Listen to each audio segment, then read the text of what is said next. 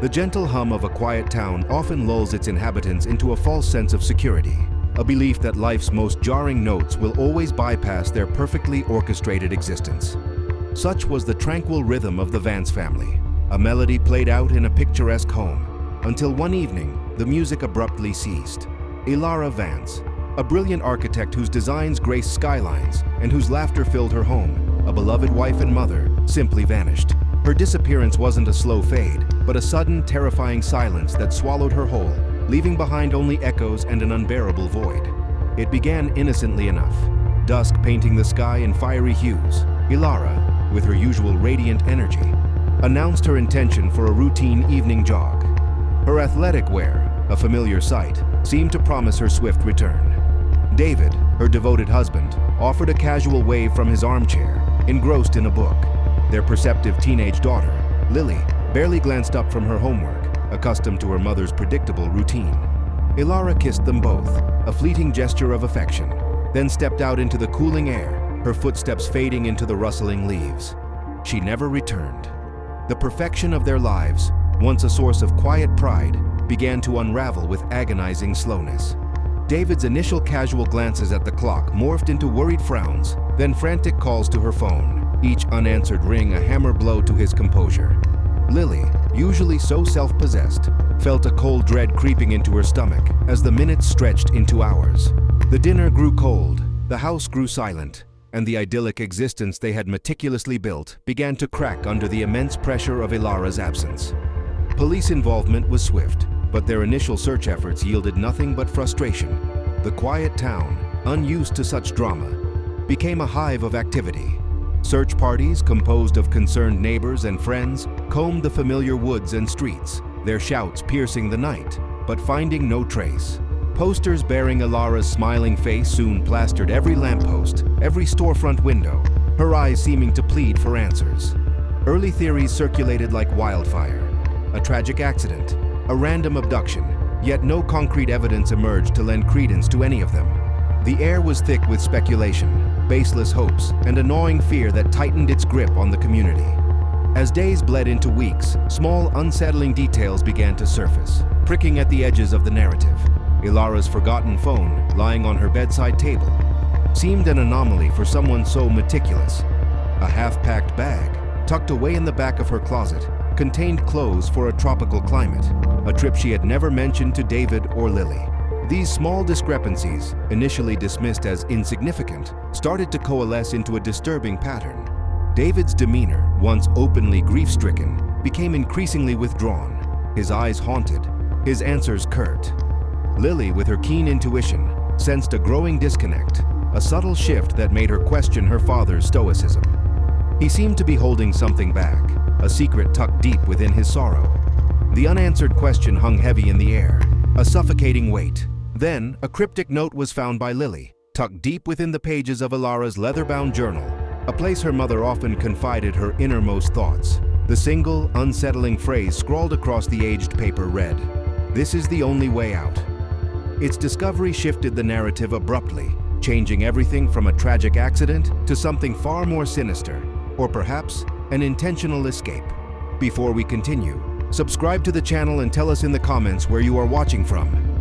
Lily clutched the note, her heart pounding a frantic rhythm against her ribs. She found David in his study, staring blankly at the unlit fireplace. His reaction to the crumpled paper in her hand was not the shock she expected, but a chilling, almost imperceptible flinch, a shuddered look in his eyes that spoke volumes without a single word. David's eyes, usually a calm blue, had hardened into chips of ice. He snatched the crumpled note from Lily's trembling fingers, his voice tight with an unfamiliar edge.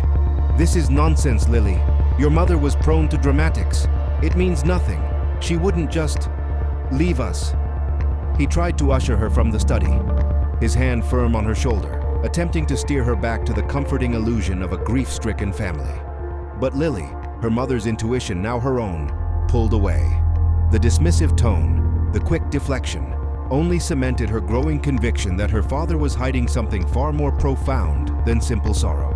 Her determination, fueled by a fierce loyalty to Ilara's memory and an escalating sense of unease, propelled Lily into a quiet, solitary investigation. She moved through their seemingly perfect home with the stealth of a detective, re-examining her mother's life not as a grieving daughter, but as a seeker of truth. Every object, every photograph, now held the potential for a hidden narrative. She spent hours in Ilara's art studio, a sanctuary of vibrant colors and unfinished canvases, hoping to find a clue among the brushes and paints. Her persistence paid off. Behind a loose panel in Ilara's antique writing desk, a hidden compartment revealed itself. Inside, nestled beneath a stack of old blueprints, lay a small, worn leather pouch. It contained a handful of faded letters, tied with a delicate ribbon, and a sleek, unfamiliar burner phone.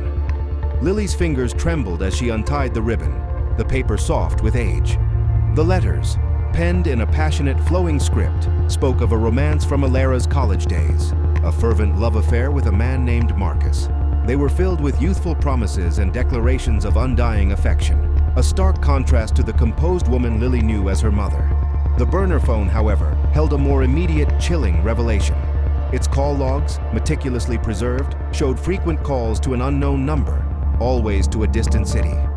The calls had begun subtly, then increased in frequency and duration over the past few months, culminating in a flurry of exchanges just days before Ilara disappeared.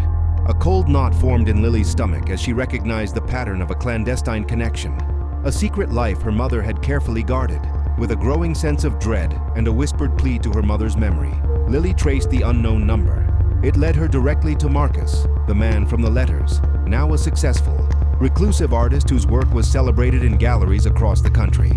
Through a series of discreet inquiries, Lily managed to secure a clandestine meeting. Marcus, his face etched with a quiet sorrow that mirrored her own, confirmed her darkest suspicions. He and Ilara had rekindled their affair months ago.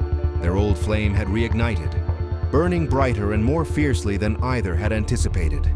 Ilara, he revealed, had been planning to leave David, to escape the suffocating perfection of her life and begin anew with Marcus. They had arranged to meet, a final rendezvous before their new life together. But Ilara had never shown up. His confession painted a devastating picture of betrayal, not just by Ilara, but by the carefully constructed facade of their family. The motive for Ilara's disappearance became agonizingly clear. It wasn't just an affair, it was a planned escape, a desperate bid for freedom that had somehow gone terribly wrong. As Lily processed this shattering truth, she noticed David's behavior growing increasingly erratic. His temper flared at the slightest provocation. His secretive phone calls became more frequent, and the clinking of ice in his nightly whiskey glass echoed ominously through the silent house. Lily's internal conflict raged. Her deep love for her father warred with the mounting evidence that suggested he was entangled in a web of deceit, perhaps even something far more sinister. Unable to shake the feeling that there was still another piece missing, Lily cautiously searched David's study one evening while he was out. Her fingers brushed against a loose floorboard beneath his desk, revealing a hidden safe. Inside, among old financial documents, she found Ilara's original will, and then a second document, identical in every way, except for one crucial detail. All of Ilara's assets had been transferred solely to David, effectively disinheriting Lily. The forgery was clumsy, almost desperate. Just as the weight of this dangerous discovery threatened to crush her, Lily froze. From downstairs, she heard David's voice, calm and chillingly composed, discussing loose ends and a final payment on the phone. The chilling calm in David's voice ignited a furious resolve within Lily. She descended the stairs, the altered will clutched tightly in her hand, her eyes blazing with a mixture of grief and righteous anger. David, still on the phone, turned, his face blanching as he saw the document. He ended the call abruptly, his composure shattering. Lily thrust the will at him, her voice trembling but firm. "What loose ends, Father? And what payment?" David's carefully constructed facade crumbled. He stumbled backward, his hands held up in a gesture of surrender, or perhaps desperation. His confession, when it came, was a twisted masterpiece of self-preservation. He painted Ilara as a cruel, selfish woman, ready to abandon her family for a fleeting romance. "She was leaving us, Lily. Leaving you. I merely helped her disappear. To protect you from the pain of her betrayal, from the scandal. I did it for us, for our family." His voice rose, laced with a raw, manipulative emotion, trying to convince her that his actions, however drastic, stemmed from a father's love, not malice. He was the victim, Ilara the villain, and his actions a desperate measure to preserve their fractured world. But Lily, hardened by the truth she had unearthed, saw through his performance. Her mother, for all her complexities, was not the monster David depicted. His words only fueled her certainty that the full truth remained hidden, a darker, more definitive answer lurking beneath his theatrical sorrow. She knew she needed irrefutable proof, something that couldn't be twisted or explained away by a desperate man. Her mind raced, sifting through memories, searching for anything that could expose the lie. Then, a flicker of an idea. Ilara had been meticulous about security, installing a small discreet camera near the back entrance, ostensibly for package deliveries, but also, Lily now realized, for a sense of control. She rushed to her mother's studio, her fingers fumbling with the hidden controls for the camera's hard drive. Her heart hammered against her ribs as the footage from the night Ilara vanished flickered onto the screen. The video was a silent, horrifying testament. It showed David and Ilara arguing violently near the back door, their faces contorted with rage. Ilara, her voice unheard but her desperation palpable, tried to push past him. David grabbed her, his anger escalating into a terrifying fury. There was a struggle, a desperate push, and then, in a sickeningly slow motion, Ilara fell. Her head struck the corner of a stone planter with a sickening thud. David stood over her, frozen for a moment, then his eyes darted around, calculating, cold. The footage ended with him dragging her limp body out of frame, into the darkness of the night. The truth, raw and brutal, ripped through Lily. It wasn't an accident, not an escape, but murder. David had not helped her disappear. He had killed her, and then meticulously woven a web of lies to cover his crime. Just as the last horrific frame faded, a floorboard creaked behind her. David stood in the doorway, his eyes fixed on the screen, reflecting the monstrous image of his crime. He knew. A desperate chase ensued within the confines of their elegant home. David surged forward, his face contorted with a primal rage, lunging for the hard drive. Lily, adrenaline coursing through her veins, snatched the device, clutching it to her chest as she fled. She raced through the familiar corridors, her mind screaming for escape, for justice. She had to expose him. She had to. Just moments before, in a moment of frantic foresight, she had sent a garbled, coded message to Marcus, a prearranged signal for distress. She prayed he understood. Suddenly, the blare of sirens pierced the quiet night. Blue and red lights flashed through the windows, painting the inner walls of the house in an urgent, chaotic glow. Marcus, understanding the coded plea, had alerted the authorities. David froze, trapped. The front door burst open, and uniformed officers flooded into the house, their weapons drawn. David, his face a mask of defeat and despair, was apprehended, his reign of terror over.